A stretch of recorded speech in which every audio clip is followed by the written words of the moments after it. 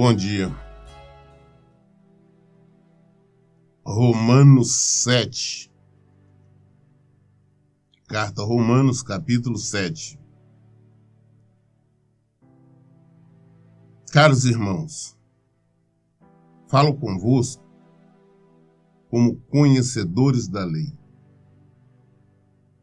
Acaso não sabeis que a lei tem autoridade sobre uma pessoa apenas enquanto ela vive? Aqui nós estamos falando especificamente a respeito da lei de Moisés, que foi entregue por Moisés.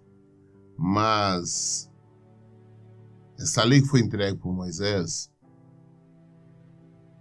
foi exatamente que Deus enviou essa lei, foi para que o povo conhecesse o que é certo e o que é errado, o que é pecado e o que não era, o que poderia fazer, o que não deveria. Basta nós examinarmos a lei no livro de Levítico, nós vamos conhecer Deus mostrando tudo.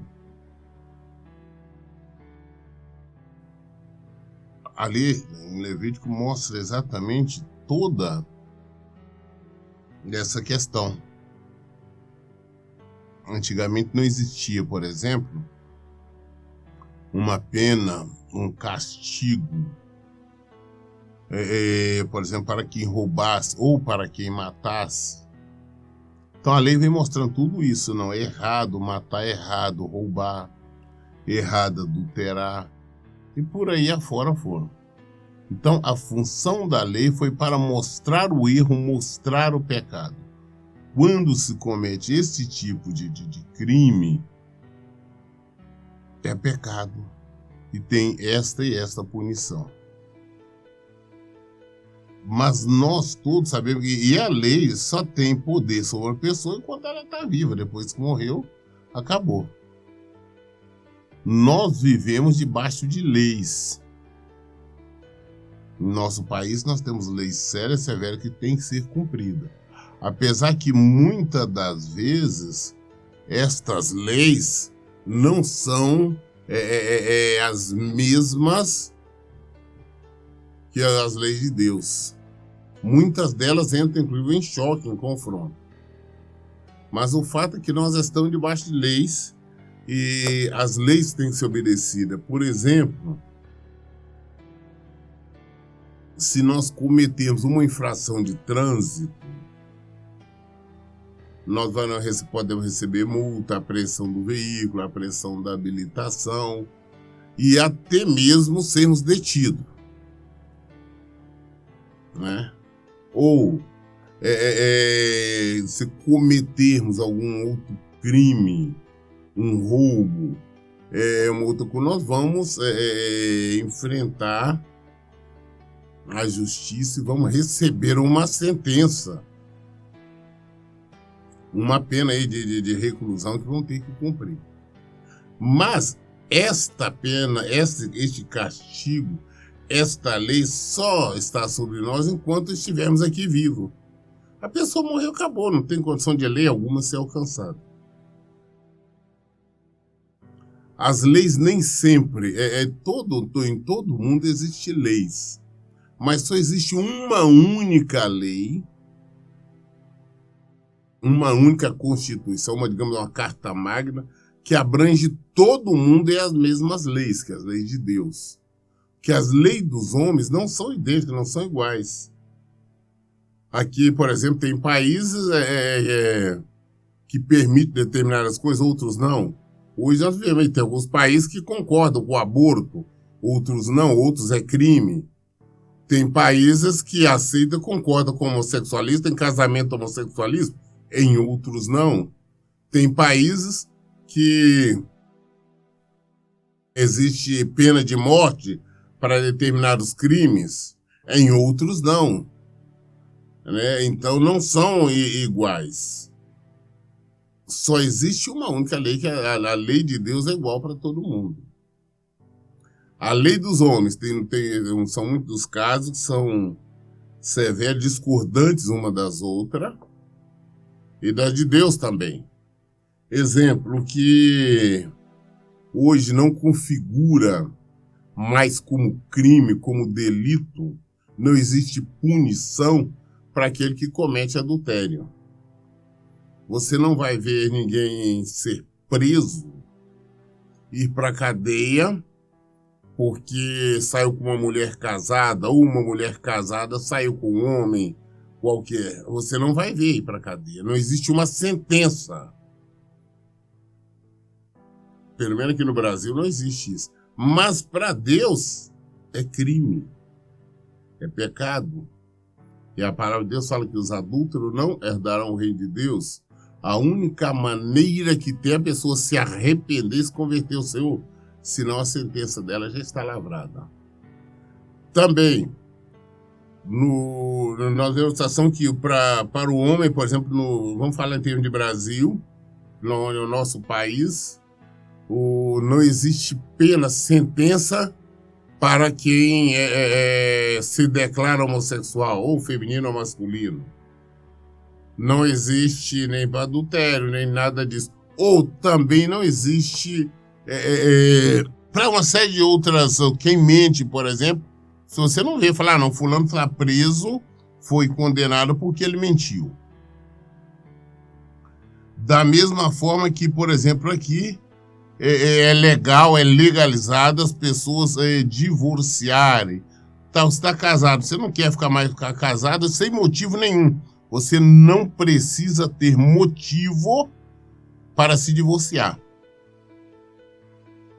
Você não quer mais ficar com sua esposa, com seu marido, não quer, cansou, quer viver livre, quer ficar sozinho, se arrependeu, se não tem, depender da situação, você vai no cartório e lá mesmo você se divorcia.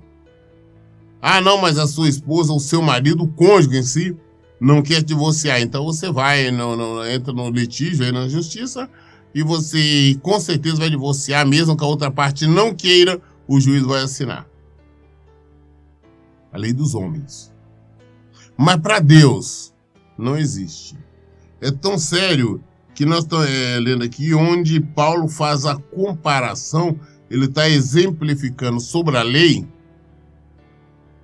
o casamento. Porque para Deus, casamento não existe separação mais, não existe divórcio. A partir do momento que se casaram, selou. Por que não tem condições de... a questão divórcio para Deus não existe? Porque quando casa, ele une as duas pessoas, transforma duas pessoas em uma. Transformou em uma, não tem como separar. Como ele mesmo fala na palavra dele, aquilo que Deus uniu, não separa. Então é impossível separar. Ah, não, mas eu quero divorciar, eu quero isso, aquilo. Você está entrando no erro, está pecando. E volta a insistir, os pecadores, os rebeldes, é quando você se rebela contra a lei de Deus, quando você não aceita ali a lei de Deus, você entende que aquela lei não serve para você, não se aplica, você está errada, você está se rebelando contra e você com certeza vai receber a punição, vai receber o castigo, que é a morte eterna. O exemplo, nós vemos que é no versículo 2, Paulo fala assim, por exemplo, pela lei, a mulher casada está ligada ao marido enquanto ele vive, mas se ele morrer, ela está livre da lei do casamento. Então, para Deus, o que é? A lei do casamento é esta. Casou, estão casados até a morte de um deles. Quando um vier a falecer, então o outro está livre. Mas enquanto ambos viverem, não estão livres, estão casados. Ah, mas e por um motivo qualquer, ele adulterou, ele traiu ela e se separaram, divorciaram. Não, para Deus não existe. Para Deus continuam casados. Nós já lemos isso bastante na palavra de Deus. Deus fala assim que Deus não vê uma. Deus não vê uma aqui, outra lá. Deus vê uma só pessoa. Independente se um está aqui ou está no Japão. Para Deus só está vendo uma pessoa, não está vendo duas pessoas. Então é impossível existir essa separação. É impossível. Motivo pelo qual quem é casado mesmo pode divorciar, aventurar quantos casamentos quiser, ele jamais vai esquecer da esposa, ela jamais vai esquecer do marido, que estão ligados até que a morte separe. Então, essa é uma lei muito séria, apesar das leis terrenas de se agir de maneira diferente. Então, mas mesmo essa lei do casamento só tem valor, poder sobre a pessoa enquanto ela está viva. Aí eu estou casado, mas eu morri. Acabou a lei para mim, não tem mais nada, já era. Eu não tenho como obedecer nenhuma lei ou praticar nenhuma lei. Nem a lei divina, nem a terrena. Agora, por exemplo, não, a minha esposa, então, agora ela vai ter que obedecer. Ela está livre para casar, para fazer outra coisa, desde que seja de acordo com a lei de Deus. O que é isso? Por exemplo, quem está viúvo ou viúva só pode casar com solteiro, ou solteira, ou viúvo, viúva, somente. Então, nós temos que conhecer a lei. As pessoas ainda, muitas das igrejas, muitos pregadores, ainda temam em tentar ensinar a lei, para as pessoas praticarem a lei. Mas aquela lei, a lei que Moisés entregou, ela não tem mais poder sobre nós, porque hoje vivemos sobre a graça, sobre a lei de Jesus Cristo. Nós vivemos em Jesus. Que a lei não existe mais. Versículo 3. Por isto, se ela se casar com outro homem, enquanto seu marido ainda estiver vivo, será considerada adúltera. Mas se o marido morrer, ela estará livre daquela lei, e mesmo que venha se casar com outro homem, não estará adulterando.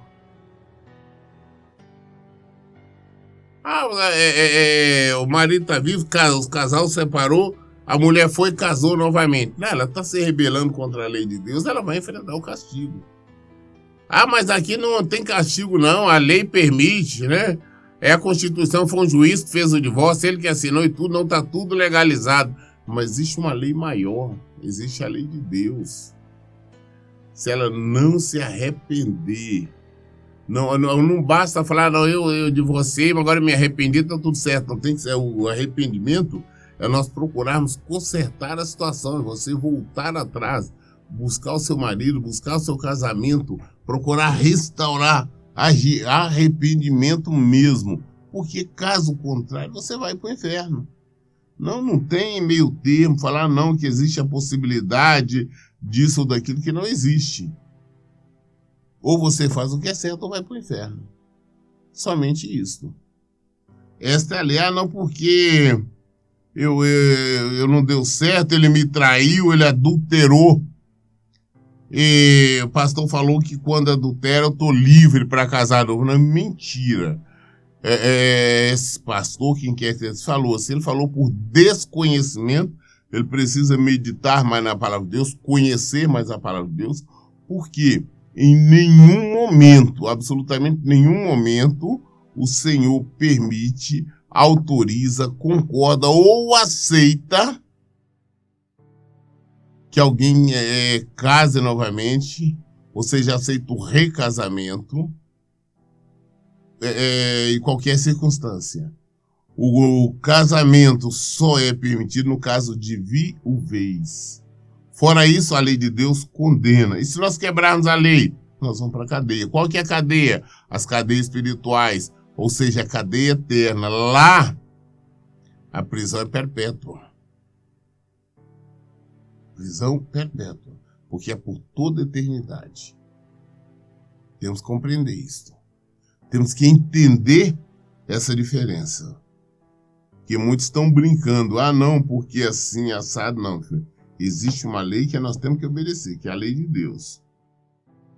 Versículo 4. Assim também, vós, meus irmãos, morreste quanto à lei, mediante o corpo de Cristo, para pertencerdes a outro, que ressuscitou dentre os mortos, a fim de que frutifiquemos para Deus. A lei veio que era para salvar, ela acabou matando, né? O objetivo da lei, quando foi criada a lei com Moisés, essa lei, o objetivo era trazer salvação, trazer vida. Mas trouxe a morte. Por que trouxe a morte? Porque a lei ela não trouxe a solução. Ela trouxe a condenação. Você cometeu tal delito, a sentença é essa. Cometer esse, a sentença é essa. A sentença é essa. Não tinha como a pessoa se livrar do castigo. Não tinha, não. A pessoa, sei lá, ele matou. É morte. Ah, mas ele se arrependeu. Não, não importa. É morte a si mesmo. Ah, mas ele tá chorando. Ele é morte a si mesmo. A lei que era para a vida trouxe a morte. Então, todos também morreram. Mas nós obtivemos vida como? Através de Jesus Cristo. A lei que hoje nós vivemos é a lei de Jesus Cristo. Hoje nós vivemos em graça, na graça. Hoje nós pertencemos a Jesus. Então não podemos, de maneira nenhuma, tentar viver ou tentar aplicar uma antiga lei, porque aquela lei, inclusive ela mesma diz que quem não cumprisse ela totalmente seria amaldiçoado. E ninguém jamais conseguiu cumprir toda a lei, a não ser Jesus Cristo.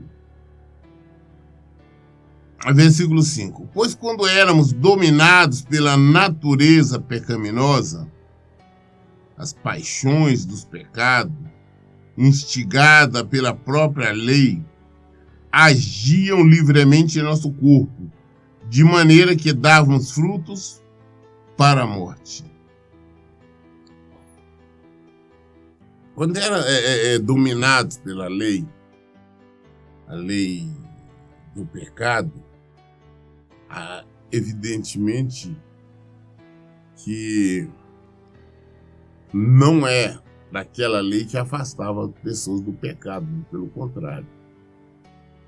E muitos, se perderam exatamente por isto, porque não tinha a solução, não existia o perdão. 90% do que fazíamos éramos condenados. Que ali apresentava condenação de todo tipo. Não existia liberdade. Liberdade, viemos encontrar em Cristo. Aquele que está em Cristo é livre. Então, nossos frutos é para a vida e não para a morte. Mas agora, fomos libertos, versículo 6. Agora, fomos libertos da lei, havendo morrido para aquilo que nos aprisionava, para servirmos de acordo com a nova ministração do Espírito, e não conforme a velha forma da lei escrita. Então, nós somos livres, somos libertos, por quê? Se nós morremos para o mundo, morremos para a lei, inclusive, nós renascemos em Cristo. Quando eu falo de nós fomos batizados em Cristo, nós não fomos batizados em Moisés, a lei de Moisés, não, nós fomos em Cristo, no Evangelho de Jesus Cristo. Então, nele nós temos vida. Então, nós morremos para aquela lei. Nós já morremos para aquela lei de Moisés, nós já morremos para tudo. Nós renascemos em Cristo. Aquela lei trouxe a morte. Por isso que fica difícil para mim entender ou compreender, muito menos aceitar, pessoas que querem fazer a antiga lei se cumprir. Tem pessoas que ficam trazendo argumento da antiga lei para se aplicar hoje. Ah, não, porque Moisés disse assim, porque ele é vítima. O que ele disse não interessa. As pessoas gostam muito de tentar justificar, principalmente a questão do casamento, do divórcio, através da lei. Aquele ali onde que Moisés disse: Porém, nós temos que entender que da mesma forma que as pessoas hoje questionam isso, naquela época também os fariseus vieram questionar Jesus o mesmo assunto. E Jesus disse, falou, não, mas eu vos digo. Moisés disse isso com a dureza do coração de vocês e tal. Mas eu vos digo. Com Jesus é diferente. Hoje, ou seja, aquilo ali morreu, nós morremos naquilo ali. Hoje, nós estamos na graça. Hoje, nós vivemos em Jesus e temos liberdade. Versículo 7. Portanto, que concluiremos? A lei é pecado? Não, de forma alguma. De fato, eu não teria como saber o que é pecado, a não ser por intermédio da lei. Porquanto, na realidade, eu não haveria conhecido a cobiça se primeiro a lei não estivesse dito, não cobiçarás. Ah, não, a lei toda é errada, é pecado, não. A lei veio ao mundo, ela trouxe exatamente, ela serviu para nos mostrar o que é errado, o que é pecado.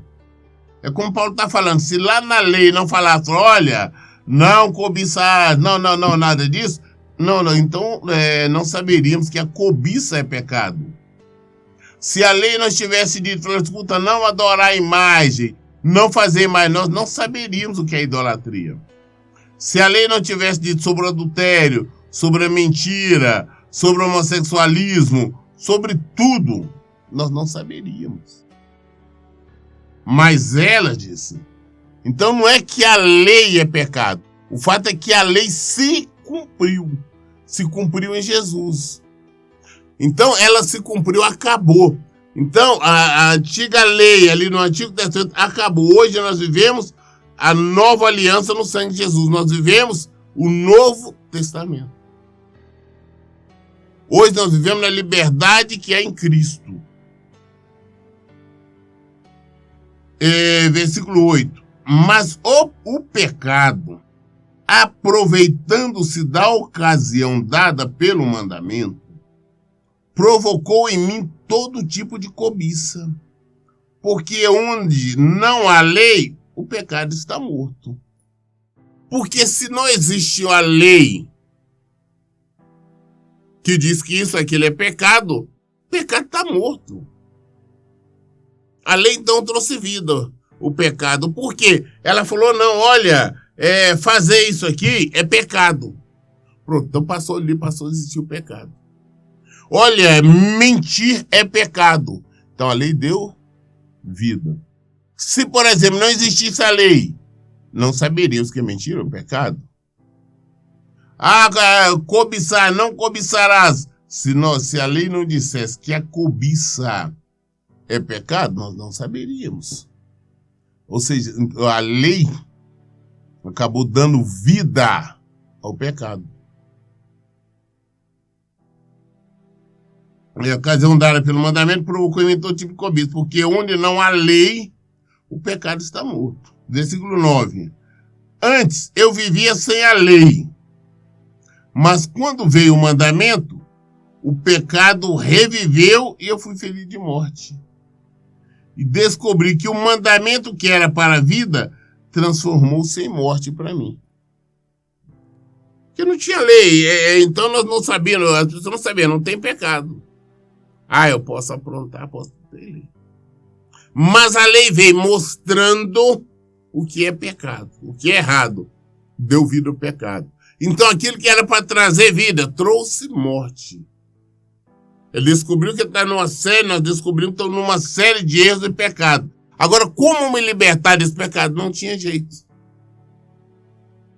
A lei não dava condições, a lei não dava nenhum escape. Só a sentença. Sentença condenatória. Absolução, não. Então, o que era para trazer vida, trouxe a morte. Como ele disse, antes eu vivia sem lei. Não existia lei. Mas quando veio o mandamento, o pecado reviveu, eu fui ferido de morte. E descobri que o mandamento que era para a vida transformou-se em morte em mim. Era para dar vida. A lei veio para trazer vida. Mas trouxe foi a morte. Deu vida o que? O pecado viveu. O pecado reviveu E nós descobrimos então que nós somos pecadores, cheios de pecado, cometemos todo tipo de pecado. Ah, como é que eu me liberto desse pecado? Não tinha jeito. Só veio ter jeito quando Jesus veio. Jesus veio e cumpriu toda a lei. A partir daí que nós tivemos condição de ter vida. Versículo 11. Porquanto o pecado, valendo-se do mandamento, iludiu-me e por meio dele me matou. O pecado, valendo-se do mandamento, valendo-se da lei, iludiu-me e por meio dele me matou. Ele mostrou que eu sou um pecador, mostrou que eu sou errante, que eu cometo todo tipo de pecado. Mas a solução não apareceu. De maneira que a lei é santa e o mandamento santo, justo e bom. Portanto, isso significa que o que era bom tornou-se em morte para mim? De forma alguma.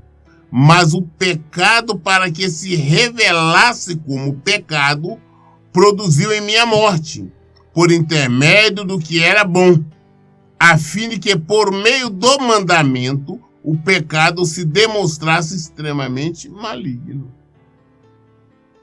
A lei foi ruim? Não. A lei era boa. Era para dar vida, mas deu a morte porque o pecado aproveitou da situação. Por quê? Ao determinar o que era pecado, nós descobrimos que era pecado, descobrimos que somos pecadores e não tínhamos jeito de nos libertar desse pecado. Não tínhamos perdão. E aí, então, como Paulo fala, ele demonstrou extremamente maligno. Você saber que, olha, eu fiz isso errado, eu fiz aquilo outro, agora que eu descobri que existe a lei que fala que tudo isso é errado, e eu cometi a maioria desses. E o que é que eu faço? Eu não tenho o que fazer. E tinha muito que você não sabia como libertar-se desses pecados. Então, o que era para ter trazido vida, o que era para ter dado vida, trouxe morte. Versículo 14.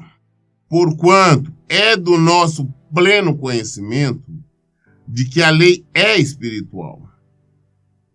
Eu, entretanto, sou limitado pela carne, pois fui vendido como escravo ao pecado. A lei é espiritual, sim. Nós somos limitados porque nós somos vendidos como escravo. Que aquele que pratica o pecado é escravo do pecado. A Bíblia fala sobre isso, Paulo já tinha explicado. Você é servo a quem você serve. Se você serve o pecado, você é servo do pecado, você é escravo do pecado. Ah, você é um mentiroso contumaz, então você é servo da mentira. Você é um escravo da mentira. Ah, você é viciado em pornografia, você é escravo da pornografia. Você é servo da pornografia. Você pratica desonestidade, você é servo da desonestidade. E assim sucessivamente. Então, se nós nos colocamos como servo, a quem nós servimos, nós temos que entender isso. Então, a lei veio. Quando veio, nós descobrimos, como Paulo está falando, que éramos pecadores, que éramos servos do pecado. E como resolver isso? Foi que é então que Deus enviou seu Filho para que ocupasse o nosso lugar. Versículo 15. Pois não compreendo o meu próprio modo de agir. Porquanto o que quero, isso não pratico. Entretanto, o que detesto, isso me entrego a fazer. A nossa carne só quer fazer o que não deveria fazer.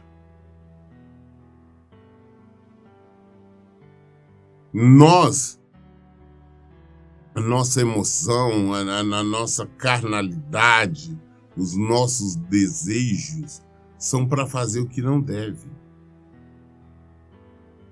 Não é o que o Senhor quer. Nós sabemos o que nós temos que fazer.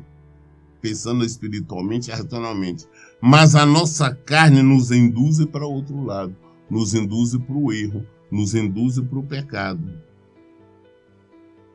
Versículo 16. Ora, se faço o que não desejo, tenho que admitir que a lei é boa. Nesse sentido, não sou mais eu quem determina o meu agir, mas sim o pecado que habita em mim. Porque sei que a minha pessoa, isto é, na minha carne, não reside bem algum, porquanto desejar o bem está presente em meu coração, contudo não consigo realizá-lo. Nós sabemos que o que nós temos que fazer, não temos que agir de maneira correta, mas sempre estamos escorregando, porque ainda estamos na carne, nós somos limitados, e o pecado que deu vida, teve vida através da lei, habita em nós e nos conduz dessa maneira. Por isso, a necessidade de nós estarmos sempre atentos às Escrituras, sabermos como nós agir, como nós proceder, saber que nós temos que viver no Evangelho de Jesus Cristo. Eu li hoje Romanos 7, até o versículo 18. Todas as dúvidas nós esclarecemos na Bíblia. Por isso eu digo, em todo o tempo, leiam e pratiquem a Bíblia. Que Deus abençoe. Tenha um bom dia.